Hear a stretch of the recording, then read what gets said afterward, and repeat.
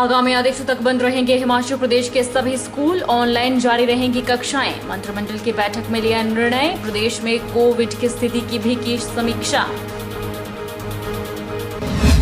मंत्री राकेश पठानिया ने कांग्रेस के नेताओं पर कसा तंज, कहा कांग्रेस के 15 नेताओं में मुख्यमंत्री बनने की लगी होड़, मौका मिले तो चाहे एक दूसरे को दे देंगे जहर। बिलासपुर में बढ़ती जा रही है आवारा पशुओं की संख्या, बेसहारा गौवंश सड़कों पर हो रहा दुर्घटना का शिकार और बन रहे दुर्घटना का कारण। जिला में आवारा पशुओं की संख्या हुई 1800 के पार। और भीषण गर्मी और उमस से लोगों का हाल बेहाल, लोग कर रहे बारिश का इंतजार। मंडी शहर की गलियों में लोग छाता लिए हुए खुद को धूप से बचाते। नमस्कार, आप देख रहे हैं HP 24x7। मैं हूं जनेशा। मुख्यमंत्री जयराम ठाकुर की अध्यक्षता में आयोजित राज्य मंत्रिमंडल की बैठक में प्रदेश में कोविड की स्थिति की समीक्षा की गई। बैठक में सभी सामाजिक, अकादमिक, मनोरंजन, राजनीतिक, सांस्कृतिक समारोहों सहित विवाह एवं अन्य समारोहों में लोगों की उपस्थिति की संख्या में वृद्धि करने का निर्णय लिया गया। बैठक में सभी विद्यालयों को आगामी आदेशों तक बंद रखने का निर्णय भी लिया, जबकि ऑनलाइन कक्षाएं जारी रहेंगी। हिमाचल प्रदेश मंत्रिमंडल की बैठक में निर्णय लिया गया है कि अब इंडोर समारोह में कुल क्षमता के 50% और अधिकतम 200 लोगों को शामिल होने की अनुमति होगी, जबकि खुले स्थान पर आयोजित होने वाले कार्यक्रमों में मैदान की कुल क्षमता के 50% लोगों की उपस्थिति की अनुमति दी जाएगी। यह भी निर्णय लिया गया है कि प्रमुख पर्यटन स्थलों पर उपायुक्त और पुलिस अधीक्षक कोविड उपयुक्त व्यवहार सुनिश्चित करेंगे। बैठक में 2 से 13 अगस्त 2021 तक हिमाचल प्रदेश विधानसभा मानसून सत्र आयोजित करने के लिए राज्यपाल को सिफारिश भेजने का निर्णय लिया गया। बैठक में आशा कार्यकर्ताओं का वर्तमान में दिए जा रहे अतिरिक्त मानदेय को 2000 रुपए से बढ़ाकर 2750 रुपए प्रतिमाह करने का निर्णय लिया गया है, जिससे राज्य की लगभग 7964 आशा कार्यकर्ता लाभान्वित होगी। मंत्रिमंडल में प्रदेश में नई शिक्षा नीति को क्रियान्वित करने के लिए तय किया गया है कि 3री, 5वीं और 8वीं कक्षाओं के प्रश्न पत्र हिमाचल प्रदेश स्कूल शिक्षा बोर्ड तैयार करेगा। इन कक्षाओं की मार्किंग और परीक्षा परिणाम क्लस्टर, खंड और जिला स्तर पर घोषित किए जाएंगे। मंत्रिमंडल ने प्रारंभिक शिक्षा में डिप्लोमा के लिए 2018 से 2020 बैच को स्कूल इंटर्नशिप में 6 सप्ताह की छूट प्रदान करने को मंजूरी प्रदान की है। बैठक में सभी विद्यालयों को आगामी आदेशों तक बंद रखने का निर्णय लिया गया है, जबकि ऑनलाइन कक्षाएं पहले की तरह जारी रहेंगी। भाजपा प्रदेश पदाधिकारी एवं जिला अध्यक्ष बैठक मंडी में मुख्यमंत्री संवाद कक्ष में हुई। बैठक की अध्यक्षता युवा मोर्चा प्रदेश अध्यक्ष अमित ठाकुर द्वारा की गई। बैठक में सभी जिला अध्यक्षों ने अभी तक के कार्यों का वृत्त रखा और प्रदेश नेतृत्व को अपने कार्यों से अवगत करवाया।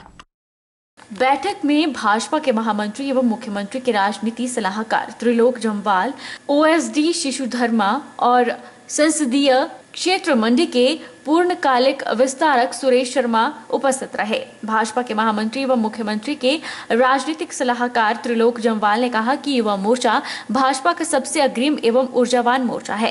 युवा मोर्चा भाजपा का भविष्य है। उन्होंने युवा मोर्चा के सभी युवा नेताओं को लीडरशिप टिप्स दिए। जम्वाल ने कहा कि संगठन को मजबूत करने के लिए प्रवास बहुत महत्वपूर्ण होता है। जितना संपर्क बढ़ता है उतना संगठन शक्तिशाली होता है। वहीं भाजपा महामंत्री ज्योति कपूर ने बताया कि जल्द ही युवा मोर्चा की ई-विस्तारक योजना प्रारंभ होने जा रही है, जिसमें प्रत्येक कार्यकर्ता के डिजिटल माध्यम से सत्यापन होगा। उन्होंने बताया कि इस बैठक में आगामी कार्यक्रमों को लेकर विस्तार से चर्चा भी हुई।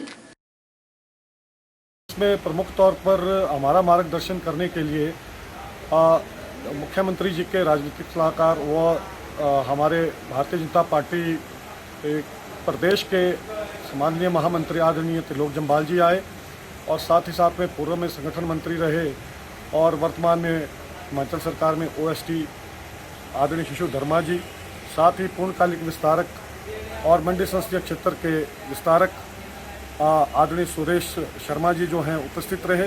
त्रिलोक जम्वाल जी ने हमारा सभी युवाओं का मार्गदर्शन किया कि युवाओं को किस तरह से अपने आप को मानसिक तौर पर सुदृढ़ करके जो है पार्टी और संगठन को आगे बढ़ाना है। साथ ही साथ में अभी आगामी 15 जुलाई से हमारी ई-विस्तारक योजना शुरू होने जा रही है, जिसमें कि हम मंडी संसदीय क्षेत्र से इसको शुरू करेंगे। उसके पश्चात जो है बाकी तीनों संसदीय क्षेत्र में। उसके पश्चात जो है हमारे कार्यक्रम को शुरू करने का उद्देश्य है। साथ ही साथ 1 बूथ 20 यूथ की दृष्टि से जो हमारे प्रत्येक बूथ पे हमने नए युवाओं को जोड़ा है, उसका डिजिटलाइजेशन हमने अभी करना है और उसी दृष्टि से जो है हमारी ई विस्तार की योजना अभी शुरू होने वाली है। और इस कोरोना महामारी के दौरान भी जो युवा मोर्चा की पूरे प्रदेश भर में भूमिका रही और जो भी कार्यक्रम हमें पार्टी की तरफ से मिले, चाहे वो मास्क वितरण का था या जहां वैक्सीनेशन सेंटर पे युवाओं का सहयोग करने का था और पीएम केयर या सीएम केयर फंड के लिए जो है युवाओं ने अपना सहयोग किया, उन सभी जो हमारे इस दौरान जो कार्यक्रम रहे, आज हमारी प्रत्यक्ष तौर पे इस बैठक में उस चीज़ का भी आकलन किया गया, समीक्षा की गई और आगामी आने वाले कार्यक्रमों के लिए भी दिशा निर्देश जारी किए। पार्टी का निर्णय सब कार्यकर्ताओं के लिए सर्वोपरि है। मंच से नेताओं ने कार्यकर्ताओं से आह्वान किया कि वो व्यक्ति विशेष से नहीं बल्कि पार्टी के साथ चले। मौजूद प्रदेश सरकार में वन मंत्री राकेश पठानिया ने कहा कि कांग्रेस के करीब 15 नेता मुख्यमंत्री बनने की कोशिश में हैं, जबकि आशा कुमारी ने नई साड़ी को प्रेस करवा कर भी रख लिया है। मंत्री राकेश पठानिया ने मुख्यमंत्री जयराम ठाकुर और भाजपा अध्यक्ष जेपी नड्डा की तारीफों के कसीदे गढ़े। उन्होंने कहा कि जिसे पार्टी टिकट देगी, भाजपा के सभी कार्यकर्ता उसका साथ देंगे। वहीं प्रदेश प्रभारी अविनाश राय ने जनसभा को संबोधित करते हुए पार्टी के फैसले को सर्वोपरि मानते हुए जिसे पार्टी उम्मीदवार बनाकर उतारती है उसको जीत दिलाने की बात कही।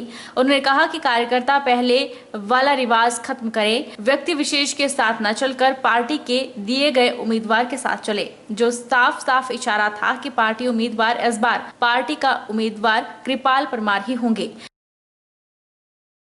फतेहपुर का बाई इलेक्शन किसी समय भी डिक्लेयर हो सकता है। उसकी तैयारी के लिए भारतीय जनता पार्टी ने अपने कुछ मंत्रियों की जिम्मेवारी यहाँ लगाई है। तो मैं खुद भी आज की इस बैठक में यहाँ आया हूँ। 2 दिन जहाँ रहूँगा, आज भी और कल भी, कार्यकर्ता से मिलना और यहाँ का फीडबैक लेना, कार्यकर्ताओं को प्रदेश की जो और केंद्र सरकार की जो जनहित नीतियाँ हैं उसके बारे में कैसे हम लोग नीचे लेके जाएं, उसके बारे में हम लोग सब चर्चा करेंगे। डेफिनेटली हम सबका प्रयास यही है, कार्यकर्ता को जो मैसेज हमने दिया है, आज भी दिया, आगे भी देंगे, कि उसका ही समर्थन किया जाए जिसके हाथ में कमल का निशान है। पार्टी का जो कैंडिडेट है उसका ही समर्थन किया जाए। खड़ा कोई ना हो तो उसके लिए भी बातचीत करके हम लोग तैयारी कर रहे हैं कि ऐसी कोई बात रिपीट ना हो। और हमने देख भी लिया है कि हमें और कोई नहीं हरा सकता। जब जहाँ पर कोई डिवीज़न पार्टी के बीच में होती है तब हम लोग चुनाव हारते हैं। तो यहाँ पर एक ही व्यक्ति पार्टी के चुनाव जिन पर लड़ेगा उसका सब समर्थन करें, इसके लिए हम लोग प्रयास करें। सर, जुब्बलपुर खाई भी है, मंडी का लोकसभा चुनाव प्रभारी होने के नाते ओवरऑल चुनाव को आप किस तरीके से देखते हैं? चुनाव होता है, जैसे एक विद्यार्थी के लिए परीक्षा का महत्व होता है, पॉलिटिकल सिस्टम में चुनाव के रिजल्ट का अपना वही महत्व होता है। सिर्फ चेहरा भी क्या किया प्रत्याशी की घोषणा कब तक करेंगे? मैंने कहा ना जी, हमारा प्रत्याशी तो घोषित होता है, जिसके हाथ में कमल का फूल है वही हमारा प्रत्याशी है। बिलासपुर जिला में आवारा पशुओं की संख्या लगातार बढ़ती जा रही है। पशुपालकों द्वारा छोड़े गए गाय और बैल जहां दर-बदर भटकने को मजबूर हैं, तो वहीं ये बेसहारा गौवंश सड़कों पर या तो खुद दुर्घटना का शिकार होते हैं या फिर दुर्घटना का कारण बनते हैं।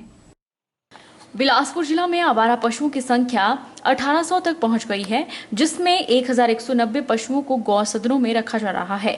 लेकिन वहीं 610 ऐसे आवारा पशु हैं जो आज भी सड़कों और गली मोहल्लों में लावारिसों की तरह घूमने को मजबूर हैं।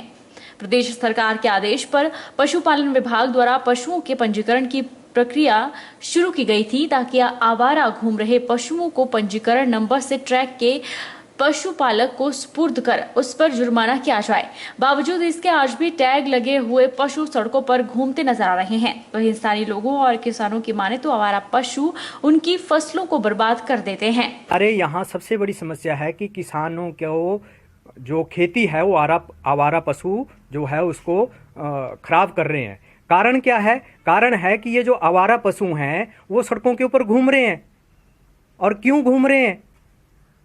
क्योंकि किसी विभाग की इस विषय में जवाबदेही नहीं है, जबकि नियम बने हैं, कानून बने हैं, पशुओं की टैगिंग होती है। तो जो टैगिंग वाले पशुओं को कोई सड़कों के ऊपर छोड़ता है, उसके ऊपर कोई कार्रवाई नहीं करता है। किसान भी परेशान हैं और राहगीर भी परेशान हैं और ये बेचारे गौवंश भी परेशान हैं। लेकिन हिमाचल सरकार ने इसके लिए 2 प्रकार की योजनाएं बनाई कि हम लावारिस गौवंश की समस्या से हिमाचल को निजात दिलाएंगे। एक, उसमें उन्होंने पशु पंजीकरण की योजना शुरू की। पशु पंजीकरण की योजना का अर्थ था कि जो पशु लोगों के घरों में रजिस्ट्रेट करेंगे वो पशु सड़कों पर नहीं आएंगे। इस उद्देश्य को लेकर उन्होंने पशु रजिस्ट्रेशन किया। लेकिन हालांकि अभी वर्तमान में आप देख रहे हैं शहरों में कहाँ पर भी देखो आप टैग लगे पशु सड़कों पर घूम रहे हैं। पहले टैटूइंग हुआ करती थी, वो टैटूइंग वाले पशु भी लोगों ने सड़कों पर छोड़ दिए हैं। वहीं पशुपालन विभाग बिलासपुर के उप निदेशक डॉक्टर लाल गोपाल ने कहा कि आवारा पशुओं की उचित व्यवस्था के लिए बरोटा डड़वाला में गौ सेंचुरी का निर्माण किया जा रहा है, जिसमें 500 आवारा पशुओं को रखा जाएगा।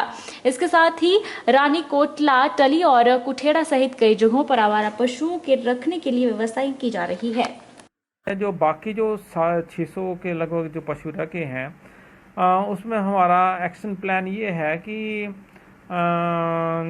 जो हमारा बरोटा डडवाला में काऊ सेंचुरी है वहाँ हमारे लगभग 500 के एनिमल आ सकते हैं और उसकी जो है वो प्रोग्रेस काफ़ी हो चुकी है।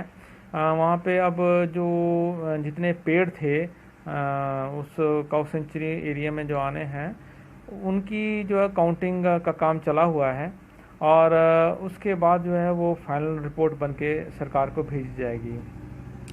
और इसके अलावा बाकी हमारे जैसे रानी कोटला है या टल्ली है और कुठेड़ा में भी जो है वो हमारे और इस तरह से 5-6 जगह और जो है वहाँ पे हमारे एस्टीमेट तैयार हैं और वहाँ पर ताकि हम वहाँ और कंस्ट्रक्शन वहाँ कर सकें और बेसहारा पशुओं को जो है वहाँ पे हम जगह दे सकें। रुकेंगे एक छोटे से ब्रेक के लिए, ब्रेक के उस पार फौरन लौटेंगे।